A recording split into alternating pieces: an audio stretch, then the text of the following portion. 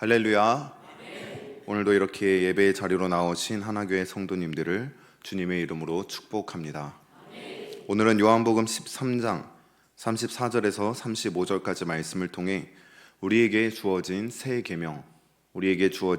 계명이라는 제목으로 함께 말씀을 나누도록 하겠습니다. 흰 구름이 바람을 타고 정처 없이 떠돌다가 한 바닷가에 도착하게 되었습니다. 그리고 거기에서 한 쌍의 남녀를 발견하게 되는데, 구름은 그들을 자세히 살펴보고 그들이 무슨 이야기를 하고 있는지 귀를 기울였습니다. 남자는 가방을 하나 메고 모자를 푹 눌러 쓰고 있었는데, 구름이 그 남자를 자세히 보니 그 남자는 눈썹이 없었습니다. 문둥병에 걸린 환자였던 것입니다. 남자는 이렇게 말합니다. 나는 문둥병자야. 나는 소록도로 갈 거니까 너는 너의 인생을 살도록 해. 그러자 여인이 말합니다. 저는 당신의 겉모습을 보고 결혼한 게 아니에요. 기쁘거나 슬프거나 몸이 아프거나 병들었을 때에도 서로를 사랑하겠다는 그 맹세대로 당신이 어디에 있든 당신을 따라가겠습니다. 남자는 그런 그녀의 대답에 기뻐하지 않았습니다. 오히려 화를 내면서 소리칩니다. 나는 더는 널 사랑하지 않아. 나에게는 사랑하는 사람이 따로 있어. 그녀와 함께 소록도에 가서 함께 살기로 했어. 그러니까 이제 더는 나를 귀찮게 하지 말고 너는 너의 인생을 살아. 그 말을 들은 여자는 충격을 받은 채로 아무 말도 하지 못했습니다. 남자는 그런 그녀를 두고 배에 올랐고 배는 곧 떠나게 됩니다. 여자는 눈물만 흘리며 그 배를 보고 있었고, 배에 탄 남자는 그녀가 모르게 울음을 터뜨렸습니다. 구름은 이 남자가 여인을 위해 거짓말을 했다는 것을 눈치챘습니다. 그리고 그 자리에 서서 안타까워하던 구름은 늦은 밤 소록도로 들어가는 마지막 배 위에서 이 여인을 발견하게 됩니다. 구름은 계속해서 이 모습을 보고 싶었지만 바람이 불어오는 대로 멀리 흘러가게 됩니다. 그리고 몇 년의 시간이 흘렀을 때 구름은 다시 그곳에 도착하게 됩니다. 구름은 혹시나 하여 곳곳을 살펴보았고 거기에서 그때 보았던 그 남녀를 다시 발견하게 됩니다. 다시 함께하는 그들의 모습은 너무나 행복해 보였습니다. 그 모습을 보던 구름이 다시 바람에 흘러 떠나갈 때쯤 구름은 깨달았습니다. 여인의 아름다웠던 눈썹이 더는 보이지 않는다는 것을 알게 된 것입니다. 여러분들은 이 여인에 대해 어떻게 생각하십니까? 저는 빈말로라도 이 여인이 현명한 사람이다, 그렇게 말할 수는 없을 것 같습니다. 문둥병에 걸린 사람과 함께 한다는 것은 자신도 그 문둥병에 걸리게 된다는 것을 의미합니다. 그녀가 떠난다고 해서 비난할 사람은 아무도 없습니다. 심지어는 그 남자조차도 그것을 원합니다. 나를 떠나가라. 너의 인생을 살아라. 하지만 그녀는 포기하지 않았습니다. 끝까지 함께하였습니다. 왜 그렇습니까? 그녀가 사랑하였기 때문입니다. 그녀의 사랑은 보답받지 못할 수도 있었습니다. 남자가 무엇이라고 말합니까? 나는 다른 사람이 생겼으니 너는 너의 인생을 살아라. 여자가 모든 어려움과 불가능한 상황, 이 문둥병이라는 도저히 넘을 수 없는 이 벽을 넘어서 남자에게 다가간다고 할지라도 그녀는 그 어떤 사랑도 되돌려 받지 못할 수 있다는 것입니다. 물론 남자에게 다른 사랑은 없었지만 여인은 그 사실을 알지 못했을 때 그를 쫓아갑니다. 하루 종일 그 선착장에 서서 고민하다가 마지막 배를 타고 그를 쫓아갑니다. 목숨을 걸고 따라가도 그 사랑을 보답받을 수 없는 그 상황에서도 그녀는 끝까지 그를 쫓아갑니다. 왜 그렇습니까? 사랑하였기 때문입니다. 사랑하는 하나교회 여러분, 오늘 이 사랑이 우리의 사랑이 되기를 원합니다. 세상 사람들은 자신을 사랑해주는 사람을 사랑합니다. 당연한 것입니다. 누가 그것을 보고 뭐라고 하겠습니까?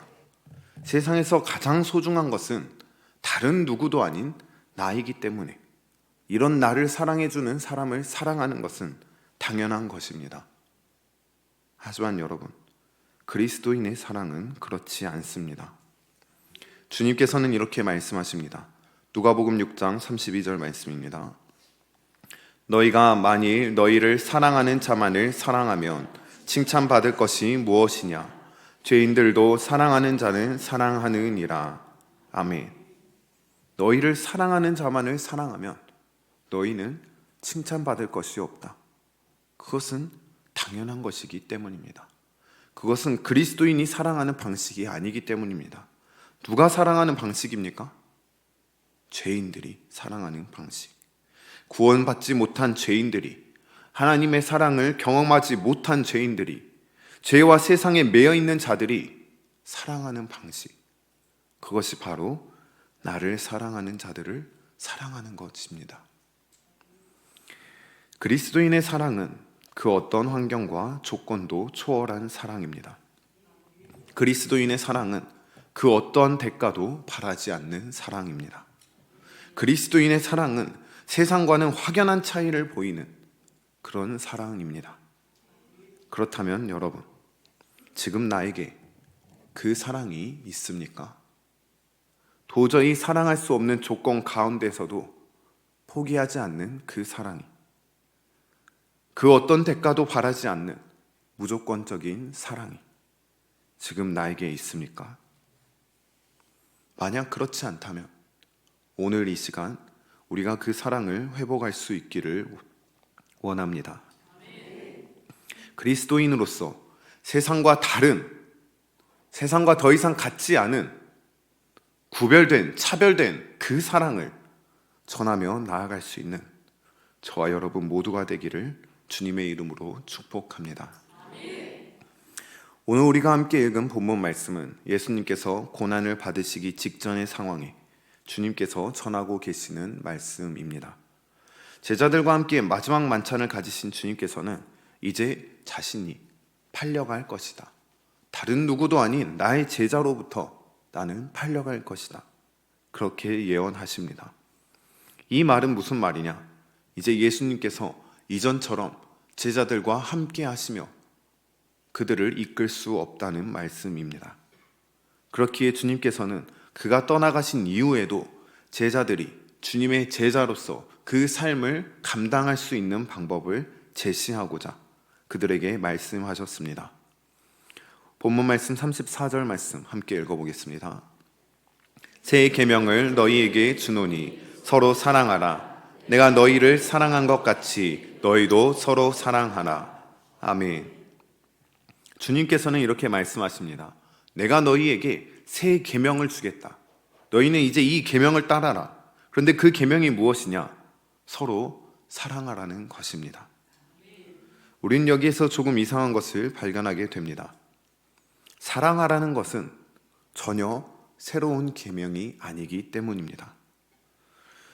오늘 본문 말씀에서 새 계명이라고 번역된 단어에서 이 새로운 새자로 번역된 카이넨이라는 헬라어는 카이노스라는 원형을 가지고 있습니다.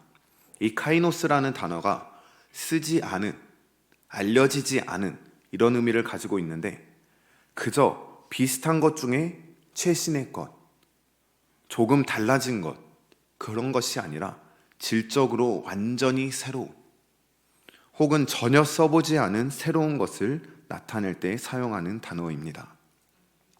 그러니까 여기에서 주님께서 말하는 새 계명이란 옛 계명에서는 나타나지 않았던, 써보지 않은 계명이나 알려지지 않은 계명이라는 것을 말씀하고 계신 것입니다. 하지만 다들 잘 아시는 것처럼 하나님께서 이전에 주셨던 율법 가운데에는 이미 서로 사랑하라는 그 계명이 나타나 있습니다. 레위기 19장 18절 말씀 함께 읽어보겠습니다. 원수를 갚지 말며 동포를 원망하지 말며 내 이웃 사랑하기를 내 자신과 같이 사랑하라. 나는 여호와이니라. 아멘. 하나님께서는 이미 율법을 통해 말씀하시기를 너의 이웃을 사랑하여라. 너를 사랑하는 것처럼 너의 이웃을 사랑하여라. 그렇게 말씀하셨습니다. 그렇기에 율법사들이 주님께 나와서 이 많고 많은 율법 가운데 어떤 계명이 가장 크니까 하고 여쭤볼 때 주님께서는 이 많은 계명을 단 두 문장으로 압축해서 말씀하십니다. 하나님 사랑, 이웃 사랑. 마태복음 22장 37절에서 40절 말씀 함께 읽어보겠습니다.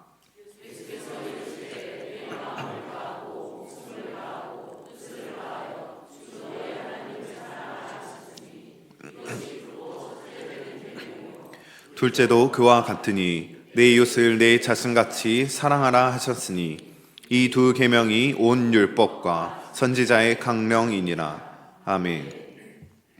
우리가 함께 살펴볼 수 있는 것처럼 주님께서 내 이웃을 사랑하라 말씀하신 이 명령은 이미 율법에 명시되어 있는 내용입니다.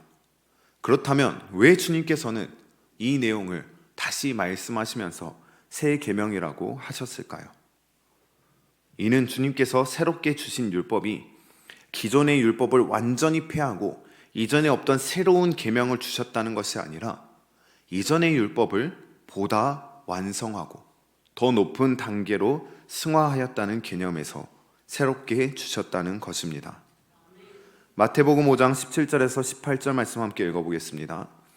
내가 율법이나 선지자를 폐하러 온 줄로 생각하지 말라. 폐하러 온 것이 아니요 완전하게 하려 함이라. 진실로 너희에게 이르노니 천지가 없어지기 전에는 율법의 1.1획도 결코 없어지지 아니하고 다 이루리라. 아멘. 주님께서 오심으로 인해 율법의 시대는 끝이 났고 은혜의 시대가 열렸습니다. 하지만 이는 결코 율법이 폐하여졌다는 것이 아닙니다. 주님께서는 도리어 내가 율법을 완전하게 하려 오셨다. 그렇게 증거합니다. 무슨 말입니까? 이전의 율법은 완전하지 않았다는 것입니다.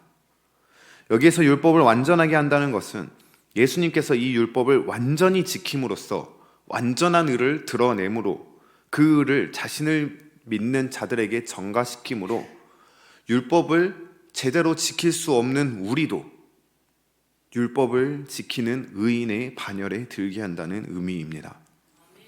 하지만 한편으로는 구약의 율법이 미처 다 다르지 못했던 내면적이고 절대적인 차원까지 이 율법을 확대하고 심화시켰다는 의미이기도 합니다. 이웃에 대한 사랑도 그렇습니다. 이전에 주어진 옛 계명은 이웃을 자기 몸과 같이 사랑하라. 그런 명령이었습니다. 이 사랑은 인간이 가지고 있는 자기 사랑의 그 기준이 잡혀 있습니다. 지극히 조건적이고 제한적인 사랑이라는 것이죠. 이웃을 사랑하는 것의 기준이 나를 사랑하는 것의 기준에 잡혀 있다는 것입니다. 그래서 이웃을 사랑하는 것에 있어서 기준은 나를 뛰어넘을 수가 없습니다. 그렇기에 옛 계명을 기준으로 원수들을 사랑의 대상에 포함시켜야 한다는 것은 완전히 낯선 개념이었습니다. 출애굽기 21장 23절에서 25절 말씀을 보면 더 잘 알 수 있는데 함께 읽어보겠습니다. 그러나 다른 애가 있으면 갑되 생명은 생명으로 눈은 눈으로 이는 이로 손은 손으로 발은 발로 된 것은 된 것으로 상하게 한 것은 상함으로 때린 것은 때림으로 갚을지니라. 아멘. 하나님께서 이스라엘 백성들에게 당한 것을 그대로 갚아주라 이런 율법을 내리셨습니다.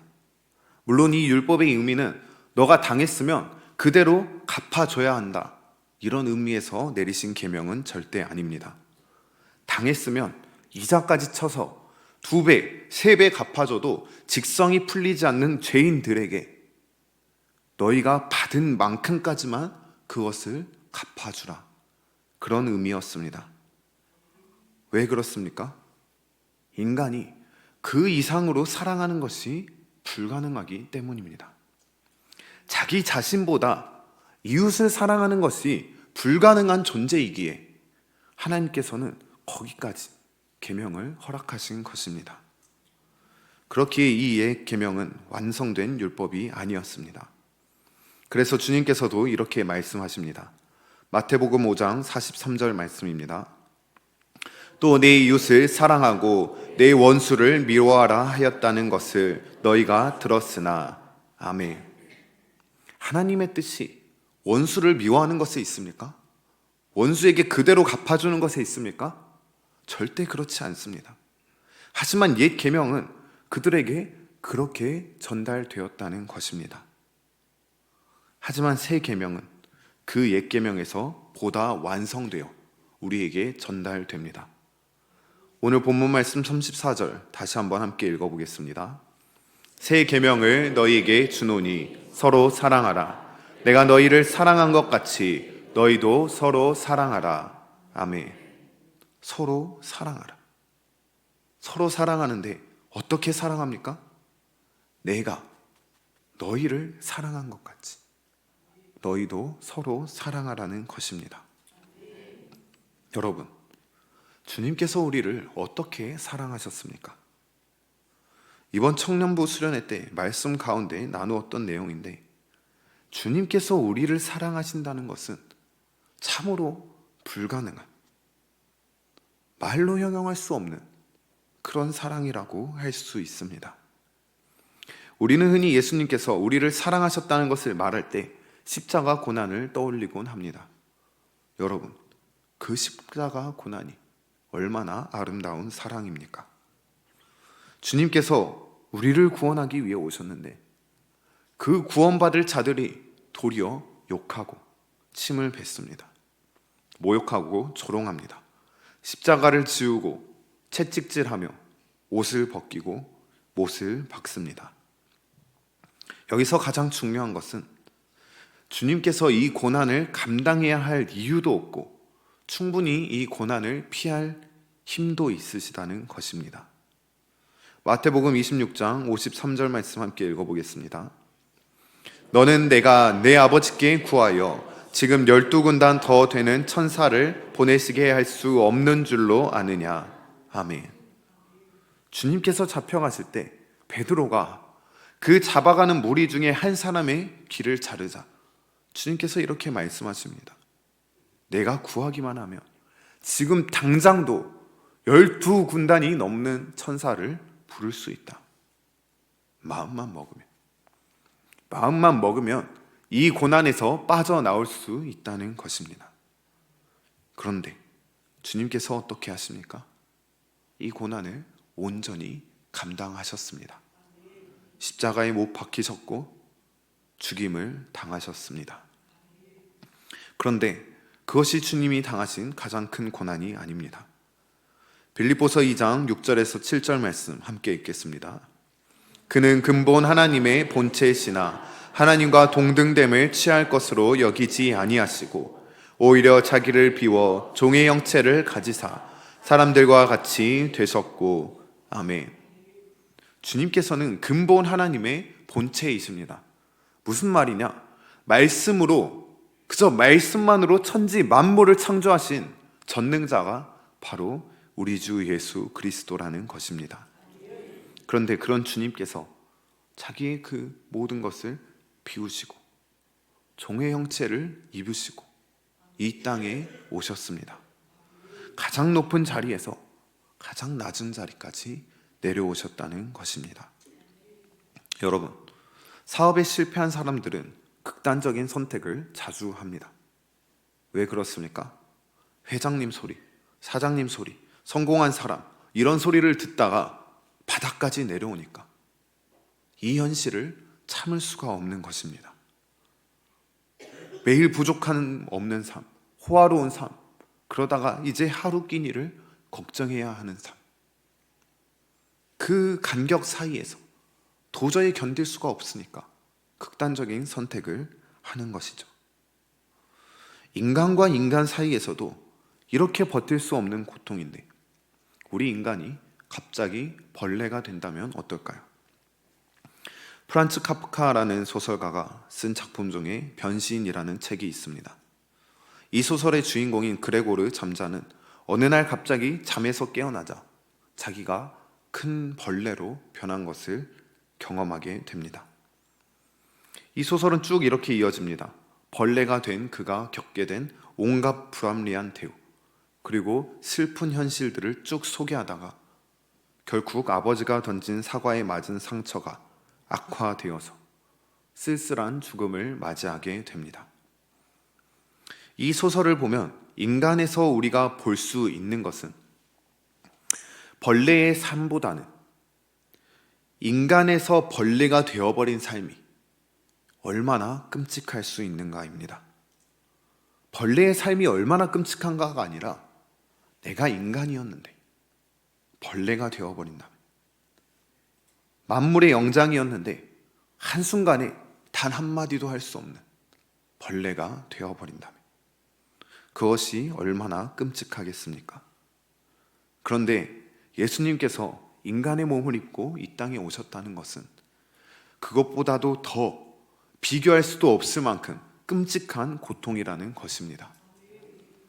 억만장자가 하루아침에 빚더미에 앉은 것과도, 멀쩡한 인간이 하루아침에 벌레가 되어버린 것과도 비교할 수 없는 엄청난 고통을 감당하셨다는 것입니다. 다른 누구도 아닌 나를 위해, 나를 구원하기 위해. 그렇다면 여러분, 우리는 이 사랑에 응답하고 있습니까? 그렇지 않습니다. 우리는 이토록 놀라운 사랑을 경험하고서도 시시각각 주님을 떠납니다. 다시 범죄하고 내가 원하는 것을 찾아서 세상으로 나아갑니다. 그러면 우리가 주님께 받은 이 사랑에 어떠한 대가를 지불할 수 있습니까? 그것도 아닙니다. 내 평생을 주님께 온전히 바치더라도 내가 받은 그 사랑의 극히 일부분도 값을 지불할 수 없습니다. 그런데 도리어 앞서 말한 것처럼 이 사랑을 잊고 더욱 범죄하며 나에게 사랑을 베풀어 주신 그 예수 그리스도의 마음을 더욱 아프게 할 때가 더욱 많다는 것입니다. 그렇다면 주님이 이 사실을 몰랐을까요? 창세 전부터 나를 택정하시고 나를 구원하신 그 주님께서 이 사실을 몰랐겠습니까? 그렇지 않습니다. 주님은 다 아셨습니다. 내가 다시 또 주님을 떠날 것도 알고 계셨고, 내가 그 어떤 대가도 치르지 못할 것을 알고 계셨습니다. 그럼에도 주님께서는 우리를 향하여 그 어떠한 대가도 바라지 않으시고 무조건적인 사랑을 베푸셨으며, 우리가 끊임없이 주님을 떠나고 다시 범죄하여도 다시 우리를 찾으시고 다시 우리를 만나주시며 결코 포기하지 않는 사랑, 확정된 그 사랑을 우리에게 보여주셨습니다. 그리고 그런 주님께서 오늘 우리에게 말씀하시는 것은 이것입니다. 내가 너를 이토록 사랑하지 않았느냐? 내가 너를 이토록 사랑하지 않았느냐? 이제 너는 나를 따라서 그 사랑을 전하여라. 내가 이 사랑을 보여주기 전에는 너가 이 사랑을 결코 따라할 수 없었겠지만 이제 내가 그 사랑을 너에게 베풀어 주었다. 내가 너를 위하여 모든 고난과 수고와 역경을 감내하였다. 그러니 내가 그 사랑을 베푼 것처럼 너도 너의 이웃을 사랑하라. 사랑하는 여러분, 우리의 곁에 결코 사랑할 수 없는 이웃이 있습니다. 사랑하기 너무 어려운 이웃이 있습니다. 보기만 해도 화가 나고 기분이 안 좋아지고 옆에만 오면 말수가 적어지게 만드는 사람이 있습니다. 나로 하여금 낙심하게 하고 실족하게 하고 내 마음으로 하여금 범죄하게 하는 그런 사람이 있습니다. 하지만 여러분, 주님께서는 오늘 우리에게 이렇게 말씀하십니다. 35절 말씀 함께 읽어보겠습니다. 너희가 서로 사랑하면 이로써 모든 사람이 너희가 내 제자인 줄 알리라. 아멘. 너희가 서로 사랑하면 이로써 모든 사람이 알 것이다. 내가 예수 그리스도의 제자인 것을. 우리가 서로 사랑할 때 비로소 그리스도인이 주님의 제자로서 살아갈 수 있게 된다는 것입니다. 내가 미워하는 그 사람에게 사랑해야 할 이유를 찾으라는 것이 아닙니다. 미워해야 할 이유가 10,000가지도 넘게 있는데 그 가운데서 겨우 발견한 한 가지의 그 사랑할 부분을 바라보면서 그 대상을 사랑하는 그런 말이 아닙니다. 나는 그리스도인이기에, 주님을 따르는 제자이기에 그 사람의 10,000가지 사랑하지 못할 이유가 있고 단 한 가지의 사랑할 이유를 발견하지 못하더라도 주님이 보여주셨던 그 사랑을 따라가라는 것입니다. 당연하게도 그 사랑을 따라가기 위해서는, 그 사랑을 닮아가기 위해서는 우리가 먼저 그 사랑을 경험해야 할 것입니다. 내가 얼마나 비참한 자인지, 그리고 이런 나에게 베푸신 예수 그리스도의 사랑이 얼마나 크고 놀라운 것인지를 우리가 먼저 경험해야 한다는 것입니다. 그저 말로만 들어서 아는 사람들은 결코 그 사랑을 감당할 수 없기 때문입니다. 앞전 주에 담임 목사님께서 주일 설교에서 최은희 권사님에 대한 말씀을 하셨습니다. 그날 청년들이 저에게 물었습니다. 저는 그렇게 살 수 없는데 왜 같은 복음을 듣고 누군가는 그렇게 살 수 있고 누군가는 그렇게 살 수 없을까요? 왜 같은 복음을 들었는데 누군가는 정말 그 열정 가운데 사랑을 가지고 세상 가운데 끊임없이 나아가고 누군가는 이 교회에 남아서도 실족하고 있냐는 것입니다. 저는 그 차이가 여기 있다고 생각합니다. 예수 그리스도의 사랑을 얼마나 깊이 경험하였는가? 그 사랑을 얼마나 깊이 경험하였는가? 정말 소망 없는 인생 가운데 하나님이 찾아오셨다면 내가 만난 그 예수 그리스도로 인해 내 삶이, 나라는 존재 자체가 구원받았다는 그 사실이 내 마음속 깊이, 영혼 깊숙한 곳까지 느껴지게 된다면 여러분, 그 사랑을 어떻게 표현하지 않고 가만히 있을 수 있겠습니까? 그런데 대부분의 성도들은 그렇지 않습니다.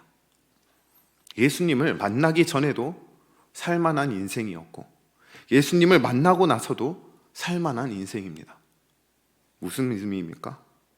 예수님을 만나지 않았어도 내 인생에 굴곡이 없었을 것이다. 그런 대로 잘 살았을 것이다. 행복하기도 하고 불행하기도 하고 지금과 별 다른 인생이 아니었을 것이다. 예수님을 만나고 내 삶에 바뀐 것이 없다는 거죠. 예수님이 나를 진정으로 구원해 주신지 그것이 느껴지지 않는다는 것입니다. 이런 사람이 어떻게 앞선 사람과 같은 그런 동일한 은혜를 누리고 그 사랑을 느낄 수 있겠습니까? 결코 그럴 수 없는 것이죠. 하지만 우리는 사실 느낄 수 있습니다. 왜 그렇습니까? 사실 우리는 본질적으로 동일하게 비참한 존재들이기 때문입니다. 누구나 다 이 인생 가운데 힘들고 어려운 일이 있어야만 비참한 인생이고 잘 살고 있으면 성공한 인생이 아니라 누구나 다 본질적으로 동일하게 밑바닥 속에서 기어가고 있는 비참한 존재라는 것입니다. 그렇기에 누구나 다 그 인생의 밑바닥에서 건져 올리신 것처럼 주님의 그 크신 은혜와 한없는 사랑을 경험할 수 있습니다. 절실한 마음으로 하나님 앞에 나아갈 때, 하나님만 붙들고 의지할 때, 내 온 마음을 다하여 기도할 때 우리는 그 사랑을 경험할 수 있습니다. 그렇기에 우리가 수련회에 가면 그런 사람들이 많이 있습니다. 그 사랑을 경험하고 오는 사람들. 이번에도 청년들이 오병이어 가서 많은 은혜를 받고 왔습니다. 왜 받습니까? 하루 종일 하나님만 찾기 때문입니다. 가서 1시간 찬양하고 1시간 기도하고 1시간 말씀 듣고 다시 1시간 찬양하고 1시간 말씀 듣고 1시간 기도하고 1시간 기도하고 1시간 기도하고 청년들이 가서 처음에는 그냥 관성적으로 기도합니다. 그냥 여기에서 했던 것처럼. 그런데 그게 1시간이 되고 2시간이 되고 3시간이 되면 어느 순간부터 그 사랑이 느껴지기 시작합니다. 내 삶을 내려놓고 하나님을 찾을 때, 온전히 하나님 앞에 나아갈 때. 하지만 여러분, 그것이 결코 쉽지 않습니다. 그렇기에 고난이 축복인 것입니다. 우리가 있어야 할 곳에 있지 못하고, 우리가 온전히 누려야 할 것을 누리지 못하고, 우리가 따라가야 할 것을 따라가지 못하고 있기에 정신 차리라고 고난을 주시는 것이죠. 다시 기도하라고, 절실히 기도하라고, 내 온 힘을 다해서 기도하라고 우리를 부르시는 것입니다. 사랑하는 여러분, 우리에게 새 계명이 주어졌습니다. 내 이웃을 내 몸과 같이가 아니라 내 이웃을 나보다도 더 사랑하라고, 내 몸을 바쳐서 내 이웃을 사랑하라고. 오늘 우리가 주님을 바라보면서 기도로 나아갈 수 있기를 원합니다. 그 사람에게 사랑할 수 있는 이유가 단 하나도 없을지라도, 내가 보답받을 수 있는 것이 단 하나도 없을지라도 오늘 우리가 그를 사랑할 수 있기를 원합니다.